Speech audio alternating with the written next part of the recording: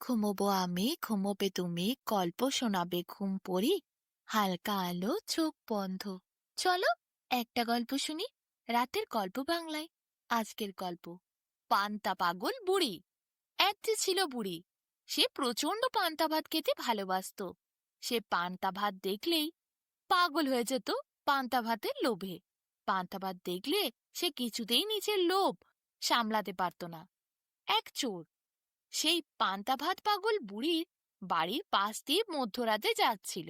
বুড়ি তখন খাওয়া দাওয়া করে কিছু পান্তা ভাত হাঁড়ির মধ্যে রেখে ঘুমিয়ে পড়েছিল। চোর বুড়ির বাড়ির ভেতরে কিছু লোকের হাত থেকে লুকানোর জন্য লুকিয়ে গেছিল। রান্নাঘরে চোর একটি হাঁড়ি দেখতে পেল।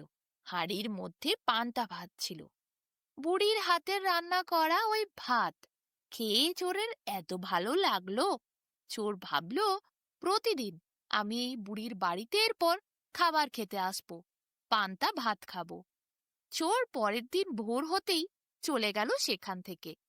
ভোর হলো, পান্তা বুড়ি সকালবেলা নিজের সব কাজ সেরে খেতে এলো পান্তা ভাত খাওয়ার জন্য।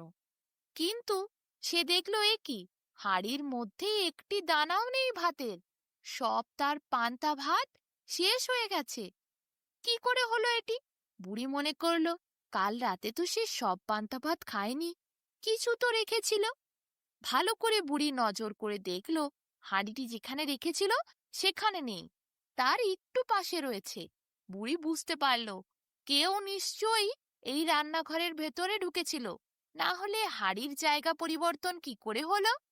বুড়ি তারপর ভাবল, নিশ্চয় চোর আসছে। পরের দিন বুড়ি আবার পান্তা ভাত রেখে ঘুমিয়ে গেছিল। সকালে উঠে দেখে সেই পান্তা ভাত আর নেই। বুড়ি তখন পুরোপুরিভাবে বুঝে গেল এইটি কোনো চোরের কাজ। চোর এসে পান্তা ভাত খেয়ে যাচ্ছে। সেদিন রাতে অবশ্য বুড়ি ঘুমোয়নি। বুড়ি অপেক্ষা করছিল কে চুরি করতে আসে সেটা দেখার জন্য। কিন্তু অনেকক্ষণ বুড়ি জেগে থাকার পরও পান্তা ভাত খেয়ে আর চোখ খুলে রাখতে পারল না। মধ্যরাত হওয়ার আগেই সে ঘুমিয়ে পড়ল। এদিকে চোর এসে পান্তা ভাত সব খেয়ে চলে গেল। বুড়ি দেখল, এই চোরকে ধরা তার পক্ষে সম্ভব নয়। সে তো পান্তা ভাত খেয়ে ঘুমিয়ে পড়বে, কিভাবে চোরকে ধরবে সে? তার তো পান্তা ভাত খেয়ে আর জেগে থাকা যায় না। বুড়ি এরপর লাঠি ভর করে ঠক ঠক করে রাস্তা দিয়ে হেঁটে চলল রাজার কাছে নালিশ করতে। সে ভাবল, রাজাকেই সব বলাটা উচিত, তিনিই চোরকে ধরতে পারবেন। বুড়ি পুকুর ধার দিয়ে যাচ্ছিল। একটি শিঙ্গি মাছ তাকে দেখতে পেয়ে বলল, বুড়ি কোথায় যাচ্ছ? বুড়ি বলল, চোর আমার পান্তা ভাত খেয়ে যাচ্ছে, আমি রাজার কাছে নালিশ করতে যাচ্ছি। শিঙি মাছ বলল, তাহলে ফিরে যাওয়ার সময় আমাকে নিয়ে যেও, তোমার ভালো হবে। বুড়ি বলল, আচ্ছা। তারপর আবার সে এগোতে লাগলো রাস্তায়। কিছু দূরে বেলতলা। একটি বেল মাটিতে পড়েছিল। সে বুড়িকে দেখে বলল, কোথায় যাচ্ছ গো? বুড়ি বলল, চোর আমার সব পান্তা ভাত খেয়ে চলে যায়, রাজার কাছে নালিশ করতে যাচ্ছি। বেল বলল, ফিরে যাওয়ার সময় আমাকে নিয়ে যেও, তোমার ভালো হবে। পান্তা বুড়ি বলল, আচ্ছা। আরো কিছু দূর গিয়ে বুড়ি একটু গোবর পড়ে থাকতে দেখলো। গোবর বলল, কোথায় যাচ্ছ গো পান্তা বুড়ি?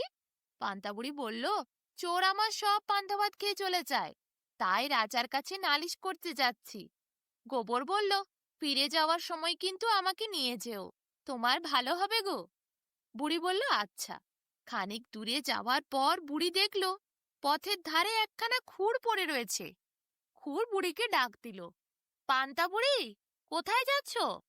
পান্তা বুড়ি বলল, চোর আমার পান্তা ভাত খেয়ে চলে যায়, তাই রাজার কাছে নালিশ করতে যাচ্ছি। খুর বলল, তাই নাকি? ফিরে যাওয়ার সময় আমাকে সঙ্গে নিয়ে গিয়েও, তোমার ভালো হবে। পান্তা বুড়ি বলল, আচ্ছা। তারপর পান্তা বুড়ি পৌঁছে গেল রাজার বাড়ির সামনে। কিন্তু সেখানে গিয়ে দেখল রাজামশাই বাড়িতে নেই, বিদেশে গেছেন। আসতে তার প্রায় মাস কেটে যাবে। কাজে নালিশ করা তার আর হলো না। বাড়ি ফেরার সময় খুরের সাথে দেখা হলো, গোবরের সাথে দেখা হলো, বেল, শিঙ্গি মাছ সকলে সাথে দেখা হলো, আর সকলকে নিয়ে নিয়ে এরপর ভরল থলিতে। পান্তা বুড়ি তার বাড়ির আঙিনার কাছে এসেছে। এমন সময় খুর বলল, আমাকে ঘাসের ওপর রেখে দাও। বুড়ি তাই করলো, খুরকে ঘাসের ওপর রেখে দিল। তারপর ঘরে উঠতে যাচ্ছে, এমন সময় দুয়ারের কাছে গোবর বলল, আমাকে তুমি পিঁড়ির ওপর রাখো। বুড়ি তাই করলো।